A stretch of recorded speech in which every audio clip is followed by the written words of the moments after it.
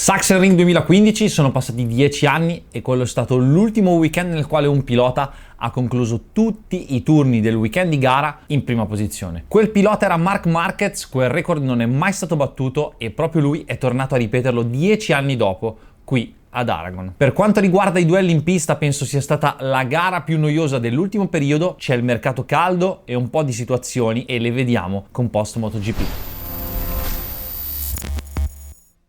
Toprak arriva, è ufficiale signori, arriva Toprak e finalmente il campione turco approda in MotoGP e fa sorridere che a Gino Borsoi del team Yamaha Pramac fino a venerdì gli hanno chiesto ma allora, ma perché, ma qui, ma che cosa si fa? E lui ha continuato a dire no, abbiamo solo parlato, qua, là. 2 giorni dopo era abbastanza chiaro. Non c'è ancora il comunicato ufficiale, ma è praticamente fatta. Chi segue i post Superbike sa benissimo che ne abbiamo parlato più volte del discorso Toprak in MotoGP e finalmente dovremo rispondere alla domanda: ma che cosa combinerà in MotoGP? Più che altro da analizzare c'è anche il fatto che lui arriva e dovrà fare l'ultimo anno con le Michelin, quindi lui che ha fatto tutta la carriera con le Pirelli, quindi una tipologia di gomma fatta in una determinata maniera, con una filosofia molto soft, molto friendly, dovrà adattarsi per un anno alle Michelin, soprattutto dovrà farlo a bordo di una moto che attualmente non è proprio la più competitiva, ma sono sicuro che dal 2027, quando si passerà definitivamente con il mondiale MotoGP alla Pirelli, Toprak potrà sfruttare questo vantaggio. Di contro pare che la Superbike passi a Michelin e forse per la prima volta vedremo il trofeo italiano amatori girare più forte della Superbike. Scherzo, però si è sempre parlato della vicinanza dei tempi Superbike MotoGP, dove le derivate meno performanti ma con il vantaggio delle Pirelli, i prototipi con le gomme più dure Michelin e meno performanti. Credo che sia una mossa anche politica il fatto di invertire i produttori in maniera da allontanare ancora di più i due mondi. È giusto, ma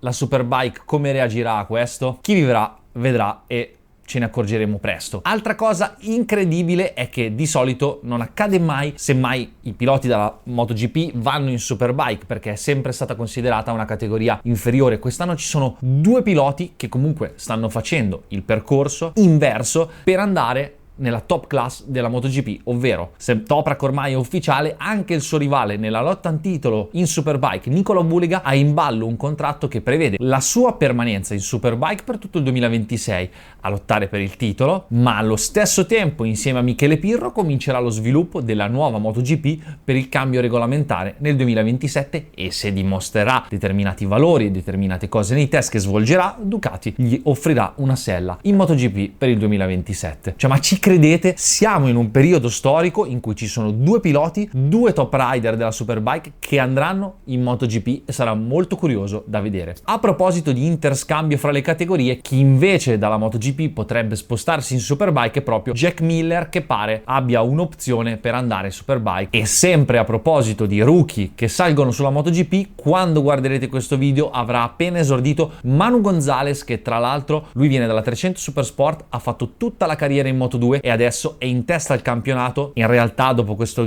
weekend un po' negativo è a pari punti con Aaron Canet, ma fa niente. Comunque il team americano con Aprilia ha deciso di dare questa possibilità a un giovane molto promettente, ma qui si apre un argomento. Nell'intervista Davide Brivio aveva ripetuto 585 volte che non è assolutamente un contatto per il futuro, che non c'entra niente, che hanno voluto dare semplicemente la possibilità a questo pilota promettente di provare la moto, di vedere cosa succede, che non ci sono speculazioni di niente. Però vi posso dire che nella gestione dei rookie il team Trackhouse mi sembra che abbia fatto un ottimo lavoro con Ogura e sicuramente chi meglio di loro attualmente può analizzare le performance di un esordiente in sella alla MotoGP? Nessuna speculazione. Però rimanendo in Aprilia ci siamo lasciati a Silverstone con la incredibile vittoria di Bezzecchi nel momento in cui Jorge Martin, insomma tutto il casino, e ad Aragon l'Aprilia è ancora competitiva. Purtroppo però poi Marco ha fatto un po' un pasticcio durante le qualifiche, è caduto, è rientrato, insomma si è qualificato 20esimo. E se parti da lì, soprattutto in MotoGP, le gare sono già molto compromesse e Marco nella sprint race ha fatto una rimonta incredibile perché è arrivato ottavo. Sei riuscito a fare questo nella sprint race, che sono solo 11 giri, per la gara mi immaginavo che potesse lottare anche per una top 5. Il problema è che, come ho detto, le gare sono sempre molto compromesse partendo da dietro perché il livello è altissimo e infatti ha perso tempo nel gruppo con Quartararo eccetera eccetera e quindi poi non è riuscito a risalire più di tanto. Sicuramente un po' di amaro in bocca perché il potenziale c'è per fare bene, ma bisogna sistemare il discorso time attack perché non è ammissibile partire da così indietro. Lo ha ammesso anche lui stesso di aver provato pochi time attack e sicuramente l'assenza di Jorge ha pesato in questo. Aragon poi sappiamo che è una pista molto particolare con questi lunghi curvoni a sinistra e già l'anno scorso avevamo visto che Marquez anche sulla 23 ha fatto una differenza incredibile in queste curve a sinistra, però di curve ce ne sono anche alcune a destra e pare che all'opposto di suo fratello ad Alex vengano molto bene le curve a destra ed è molto simpatica questa cosa. Mark comunque ha veramente in mano la moto e si vede anche da quando riesce a fare i tempi. Entra in pista, un giro e subito tempo, sempre, tutti i turni, mentre gli altri, anche se ci arrivano vicino a livello di velocità pura, ci mettono molto più tempo, intendo molti più giri, a fare il loro best lap. Nell'intervista post gara ha anche detto: il mio problema non è la velocità, il mio problema è frenarmi perché di velocità ne ho troppa. Incredibile, di solito i piloti hanno il problema inverso, cioè trovare la velocità, lui troppa, vabbè. Comunque, se Mark ha comandato tutto il weekend, qualsiasi turno dal venerdì alla domenica, suo fratello ha fatto lo stesso, ma in seconda posizione ed in un weekend di gare non super accese per quanto riguarda lo spettacolo e di sorpassi. Noi dobbiamo ringraziare Franco Morbidelli e Fermin Aldeguer perché ci hanno fatto godere con un duello incredibile, si sono dati delle carenate esagerate e poi a spuntarla è stato Aldeguer che nella sprint race è andato a podio, confermando quanto, nonostante sia un esordiente, è molto competitivo. A proposito di giovani che vanno veramente molto forte, dopo un periodo nero, finalmente, e dico finalmente, abbiamo rivisto il vero Pedro Acosta. Singolare la sua scelta di usare la gomma hard all'anteriore ed è stato l'unico a utilizzarla, ma per lui ha funzionato. Sicuramente Pedro, e sarete d'accordo con me, è innegabile che sia un talento, un fenomeno e che in questo momento sia un po' frenato da quella che è la situazione KTM. Quando poi sono a posto vanno anche discretamente forte, però sicuramente Ducati e Aprilia sono su un altro pianeta e a proposito di case costruttrici che stanno migliorando parecchio, c'è proprio Honda. Zarco nelle ultime due gare ha fatto faville, qui ad Aragon è andato via un po' male con un 16° posto nella sprint, quindi 0 punti e una caduta domenica, ma già aveva dichiarato che era una pista che soffriva tantissimo. Ma eccetto Zarco, a proposito dei piloti ufficiali, con Marini infortunato a causa dell'incidente di Suzuka, Johan Mir domenica, oltre a non cadere, è riuscito a chiudere settimo e direi anche finalmente, perché non sarà il mattatore di tutte le domeniche, ma ricordiamoci che un mondiale l'ha vinto e che piano non va. Se siete stati attenti, non ho ancora parlato di Pecco perché secondo me merita un capitolo a parte, soprattutto questo weekend. Qui ad Aragon è partito pianissimo, prendendo un 2,5 secondi nell'FP1 per poi migliorare progressivamente facendo una buona qualifica perché comunque ha chiuso quarto, ma a 6 decimi. Oltre mezzo secondo di ritardo da Marquez e poi buio nero nella sprint race nella quale non è riuscito a essere competitivo, era visibilmente in difficoltà ed ha chiuso 12° a 14 secondi nella sprint. Anche se in qualifica aveva fatto quarto, prendere 6 decimi dal tuo compagno di squadra non è un granché. Inoltre veniva da 2 weekend neri, veramente neri, e se è vero che per risalire bisogna toccare il fondo, secondo me questo weekend Pecco ci è arrivato e finalmente, dico finalmente, perché nessuno sportivo, nessun pilota può essere contento nel vedere una situazione di difficoltà del genere. Ma per fortuna con il suo team hanno trovato qualche soluzione e già nel warm-up hanno dimostrato di essere competitivi. Infatti domenica finalmente abbiamo rivisto un Pecco competitivo che ha chiuso a podio. Ha risposto agli attacchi di una Costa informissima ed è arrivato a solo 4 secondi da Mark. Questo è quello che deve fare e finalmente un sorriso nelle interviste. E poi c'è il discorso del che cosa è cambiato per fare questo passettino in avanti. Ecco, lui ha parlato di questo cambio dei dischi dei freni anteriori passando da 340 mm a 355, che è un salto incredibile ragazzi, e grazie a questi ha ritrovato la fiducia nell'inserimento in curva, nel portare il freno fino al centro della curva. Infatti durante questo weekend gli hanno anche fatto provare una forcella quella con la corsa maggiorata, ma ha dichiarato di non aver sentito grosse differenze, mentre questa cosa dei dischi è stata molto più invadente. Ora,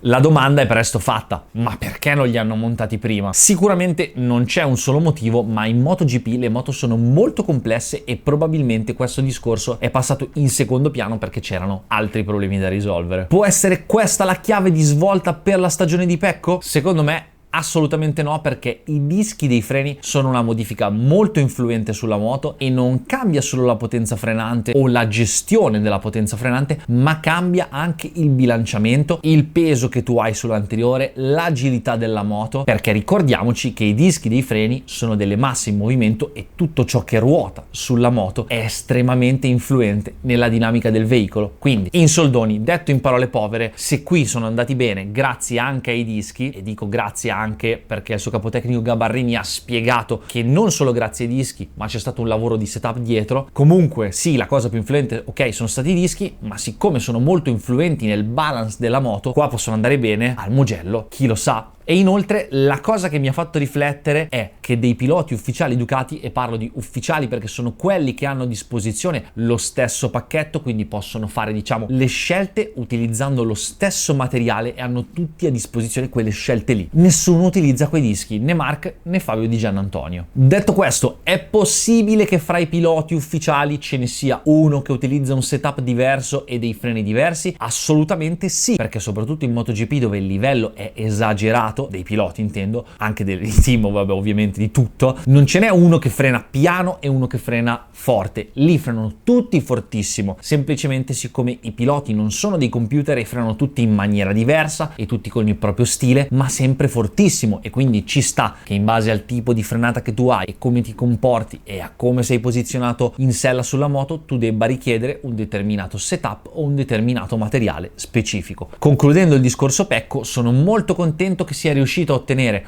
un ottimo risultato e speriamo che continui così, anche se nella lotta al titolo ormai siamo belli che lontani. Poi c'è un altro pilota che negli ultimi 2 weekend ha fatto 2 pole position incredibili e 2 gare esagerate, e che questo weekend ha fatto molta fatica, e sto parlando, penso l'abbiate capito, di Fabio Quartararo e della sua Yamaha. Un 11° nella sprint race e una caduta nella gara lunga fanno un weekend non al massimo per Fabio, anche se devo dire che Aragon per Yamaha, soprattutto in questo momento, non è una pista facilissima. Già loro hanno i soliti problemi di grip, questa è una pista dove il grip non è la caratteristica per eccellenza, mettici anche un po' di sfortuna, ecco fatto il weekend. Però la prossima gara sarà al Mugello e secondo me la Yamaha al Mugello può fare molto bene, e ricordiamoci che siamo in Italia e anche se Pecco è fuori dalla lotta per il mondiale vorrà vincersela la gara di casa, o sbaglio? E poi sempre per il discorso Italia, Aprilia, Bezzecchi cosa fanno al Mugello? Non lo so, questo lo vedremo. Nel frattempo sono curioso di sapere che cosa ne pensate voi,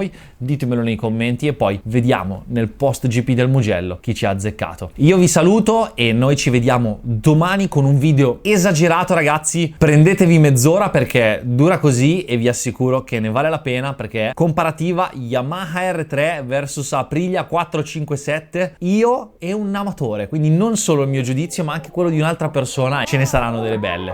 Ci vediamo domani, ciao.